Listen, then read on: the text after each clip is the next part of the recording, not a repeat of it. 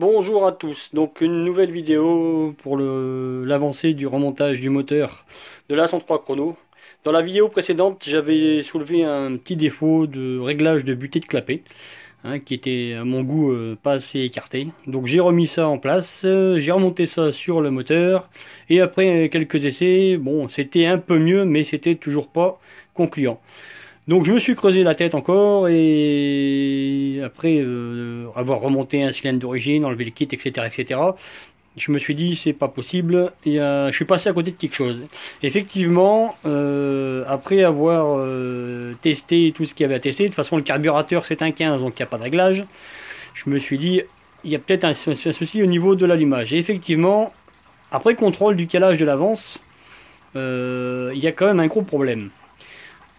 Vos vilebrequins sont sans doute clavetés. Bon, claveté, ça veut dire, c'est facile, il y a une rainure, on met une clavette, on fout le vent moteur dedans, on serre et basta, ça fonctionne. Ça fonctionne, oui, mais ça fonctionne pas forcément comme il faudrait. Et pour vous le prouver, donc voilà, j'ai mis sur l'établi un moteur avec un allumage électronique qui est claveté. Et donc j'ai mis mon comparateur avec ma pige pour essayer de faire un petit contrôle ensemble. Donc le contrôle, il est facile sur les 103. Au niveau de l'avance, il faut, quand le point d'avance est correctement calé, que cette partie-ci, donc ici, le bord, juste le bord, soit en face du milieu du capteur. Et là, vous avez votre point d'avance. Donc on va contrôler, déjà on va chercher le point Moreau. Le point Moreau, c'est le point où le piston est au plus haut. Donc je tourne le volant, et regardez, l'aiguille va commencer à monter. Voilà, ça monte, ça monte, ça bouge, ça bouge. Voilà, encore un petit peu.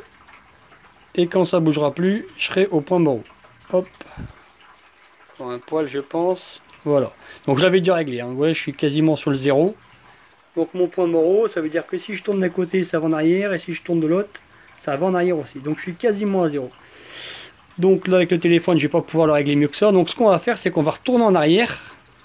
Et on va voir à quel moment la petite partie donc, qui est ici va être en face du capteur et on va lire la valeur.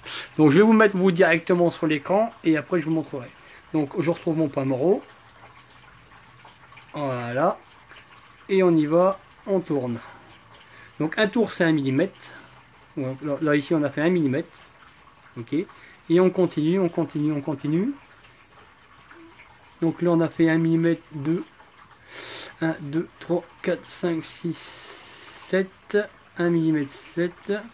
Attention, c'est assez sensible.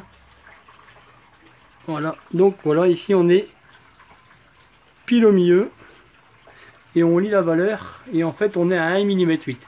Sachant qu'un réglage optimum d'avance, c'est entre 1 mm 3, 1 mm 2. Bon après, suivant les configs, il faut encore chercher un petit peu. Mais voilà, ça tend bien à prouver que le clavetage du vilebrequin, il faut pas s'y fier. Et ça marche bien si on cherche rien du tout. Si on cherche pas de performance, on peut laisser ça comme ça.